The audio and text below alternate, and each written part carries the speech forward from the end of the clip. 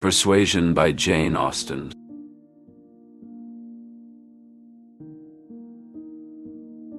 The Overlooked Daughter.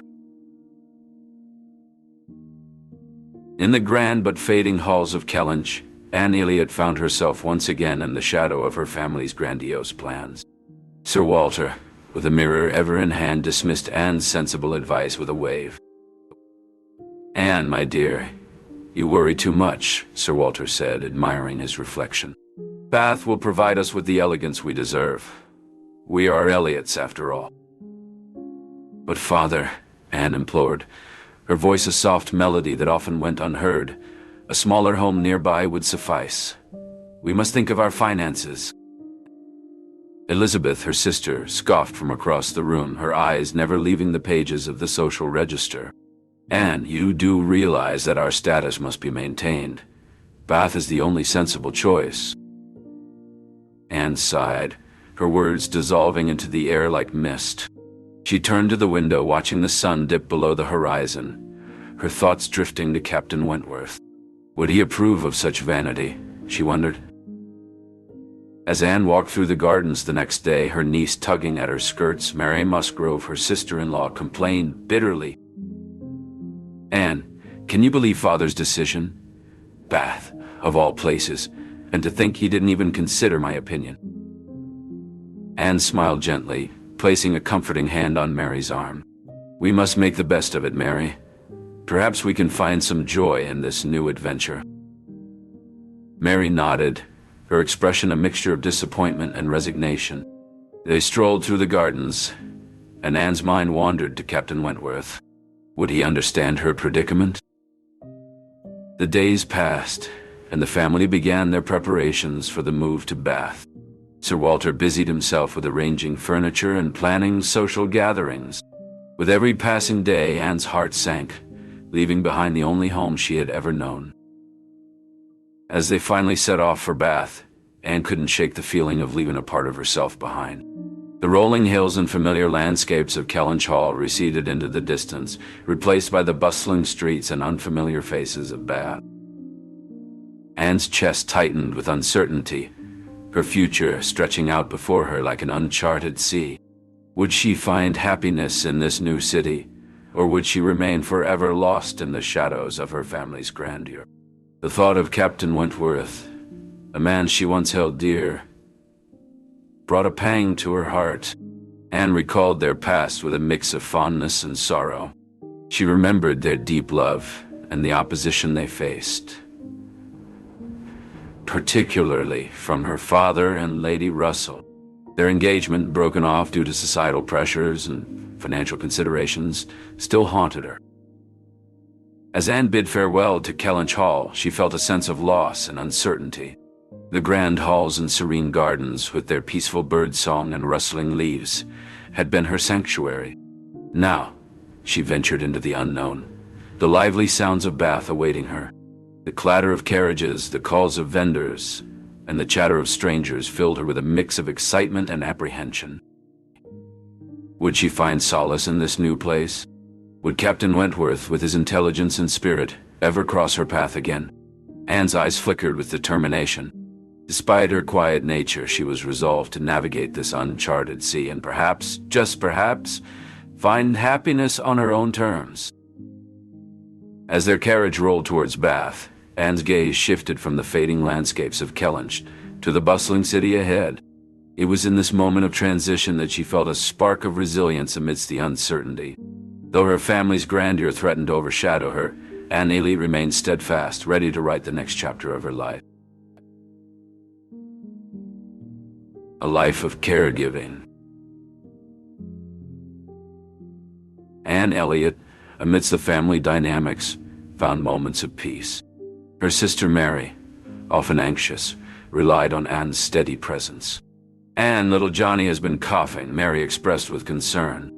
"It's likely a minor cold," Anne reassured her, ready to care for her nephew as needed. The day passed with Anne's quiet support to her family. In the evening, the Musgroves gathered for dinner, sharing village news. Anne's thoughts briefly lingered on her former governess, wishing her well.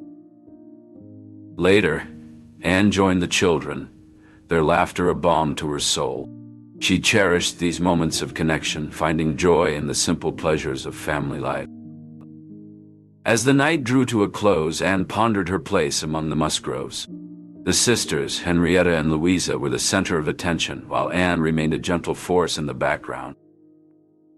At a family gathering, conversation turned to Captain Wentworth's tales of the sea. "He's led a fascinating life," Anne agreed, her thoughts tinged with memories of their shared past. The ball was near, and the house was alive with excitement. Anne, though not at the forefront, played her part in the festivities, her presence a subtle yet integral thread in the fabric of the evening. As the music swelled, Anne observed from the edges, her heart keeping time with the rhythm, a silent participant in the night's joy. It was during one such moment of reflection that Captain Wentworth, having navigated the room, stood before her. "May I have this dance?" he asked, extending his hand. Anne accepted, and as they moved to the music, their past and present merged in the dance, leaving an unspoken promise hanging between them as the chapter closed.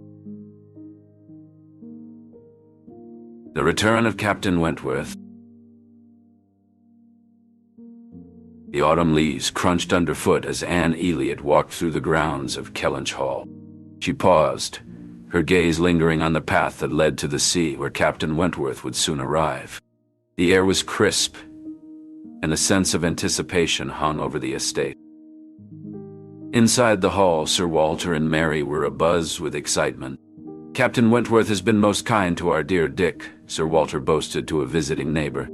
"We must extend our hospitality to such a distinguished guest." Mary nodded eagerly.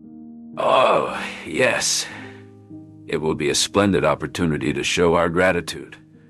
And perhaps, she added with a sly smile, "he might find our company as agreeable as we find his."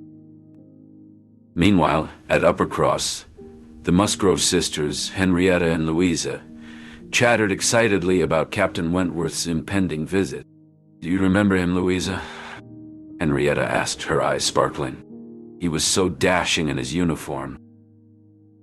Louisa giggled. "Of course I do. And he's coming here. We must make a good impression."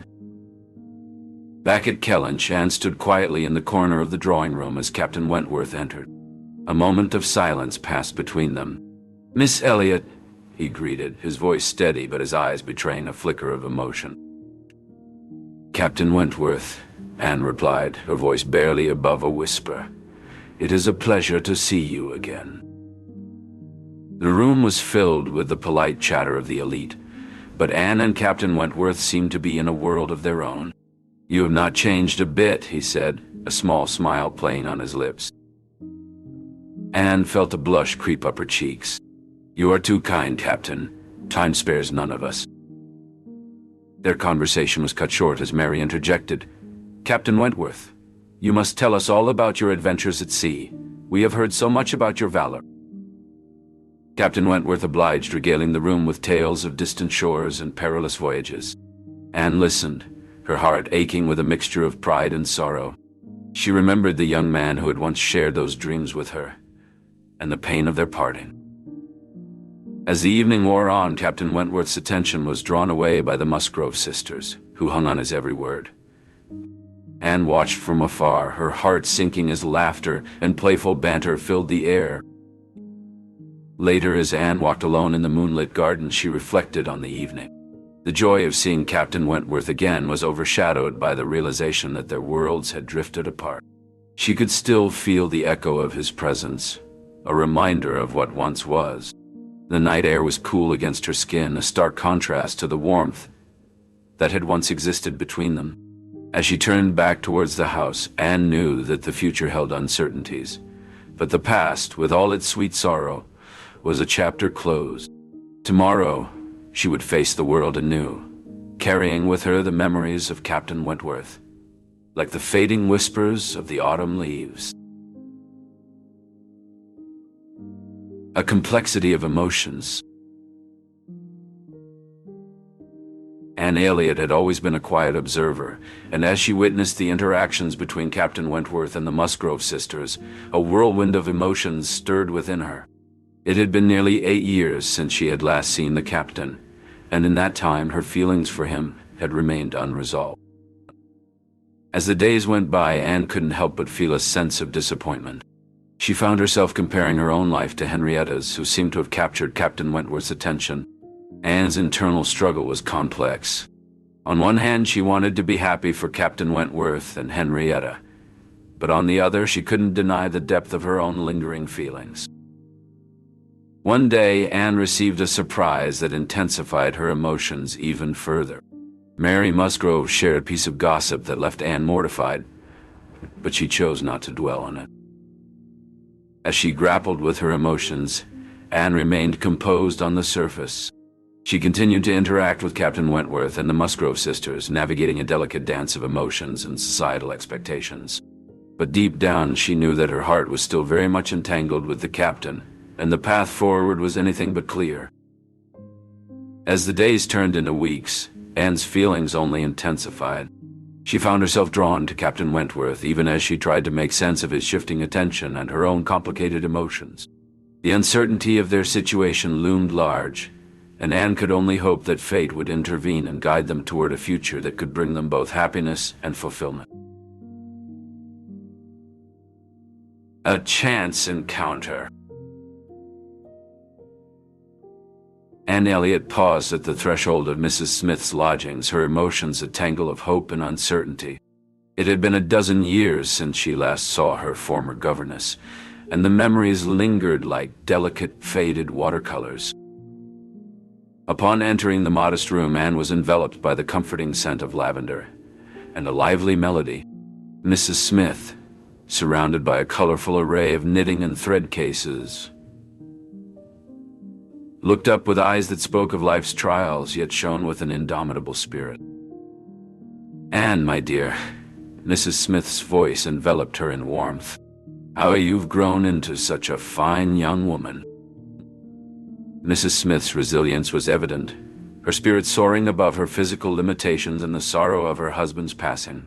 "Life has thrown me into the deep end, but I've learned to swim rather than sink," she declared, her fingers nimbly dancing with the yarn. Their conversation naturally drifted to Anne's current life in Bath. Mrs. Smith's interest piqued at the mention of Mr. Elliot. "Mr. Elliot? Oh, he's quite the gentleman, though I've scarcely seen him," Anne responded, a note of caution in her voice, attuned to the subtle change in Mrs. Smith's demeanor. "Be wary of a man," Mrs. Smith cautioned, her gaze intensifying. "A man's character is not always as it appears." Her voice dropped to a whisper as she leaned forward, her eyes clouding with a mix of concern and experience. "I've heard whispers of his dealings, Anne. He's a master of manipulation, using his charm to further his own interests. Be cautious of his flattery, for it may hide ulterior motives." Anne's thoughts raced as she digested Mrs. Smith's words.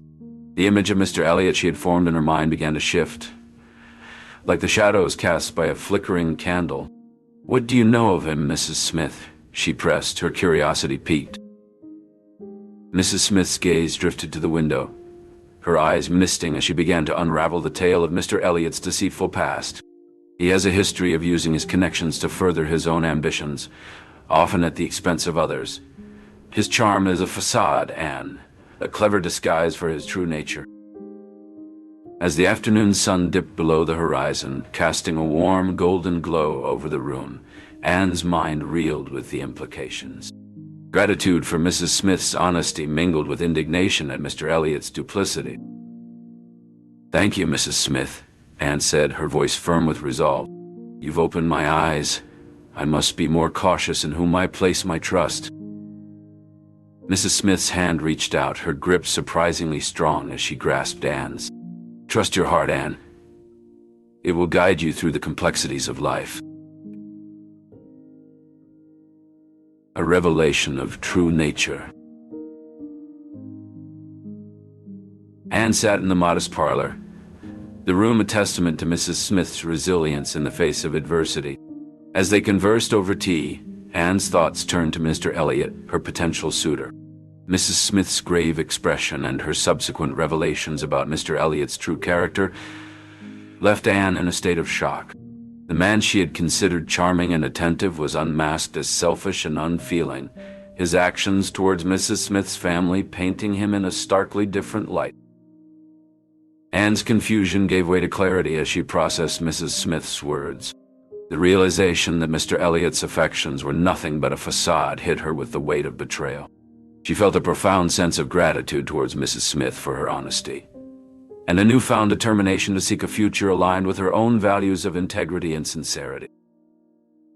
As Anne departed, her mind was filled with thoughts of Captain Wentworth. The contrast between him and Mr. Elliot was undeniable.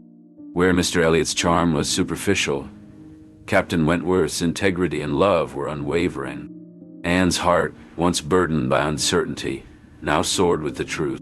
She resolved to write to Captain Wentworth, her letter a testament to her honest affections and the hope of rekindled love. The streets of Bath bustled around her, but Anne's thoughts were only of Captain Wentworth, his sincerity and unwavering love now shining brighter than ever in her mind. She couldn't help but wonder if their paths would cross again soon, perhaps at the upcoming ball at the Assembly Rooms, where she hoped to see him and rekindle the spark that had once burned between them. The prospect filled her with a sense of excitement and anticipation, and she quickened her pace, her heart beating faster with every step. A heartfelt reunion. Anne sat, observing Captain Wentworth hastily retrieve his gloves. In his rush, a letter intended for her surfaced. Their eyes met briefly with unspoken words before he departed. The letter, once opened, revealed Wentworth's undying affection and remorse, moving Anne to tears. Later, in the greenhouse, they confronted their past. Anne admitted her actions were out of duty, influenced by Lady Russell. Wentworth confessed his pride and jealousy had kept them apart. Amidst the greenery, they acknowledged their enduring love and desire to mend their relationship, looking forward to a future filled with mutual understanding and joy. Their reconciliation was a testament to their resilient love. A new beginning. The morning sun cast a golden glow over the quaint streets of Bath as Anne Elliot and Captain Frederick Wentworth stepped out into the new day, their hands entwined. The air was filled with the promise of a fresh start, and the couple shared a knowing smile. "Frederick, do you ever think about the future?" Anne asked. "Every day," he replied, his gaze meeting hers. "And every time I see you in it. We may face challenges, Anne, but we'll face them together." As they walked, they encountered Lady Russell, who'd been like a mother to Anne. Her eyes softened upon seeing the couple, and she approached with open arms. "Lady Russell," Anne greeted her warmly. "Anne, Captain Wentworth," Lady Russell acknowledged. "I must admit, it took me some time to see what Anne sees in you, Captain. But I understand now, and I wish you both every happiness." Captain Wentworth nodded in appreciation. "Thank you, Lady Russell. Your blessing means the world to us." Further down the street, they passed Sir Walter and Elizabeth, who could scarcely hide their astonishment at the sight of Anne and the captain so content. "Anne, is this really the decision you've made?" Sir Walter asked. "Yes, Father. I've chosen a life with Frederick, one filled with love and mutual respect," Anne replied. Elizabeth scoffed. "But Anne, a sailor? Surely you can do better." Anne smiled gently. "Better than true happiness? I think not." Captain Wentworth squeezed Anne's hand, a silent vow of support as they continued on their way. The couple made their way to the harbor, where Captain Harville awaited them. "Ready for adventure, Mrs. Wentworth to be," he joked. "More ready than ever," Anne beamed. And with that they boarded the ship, setting sail towards the horizon. Together they embarked on the greatest journey of all, a life of shared dreams, challenges, and endless love.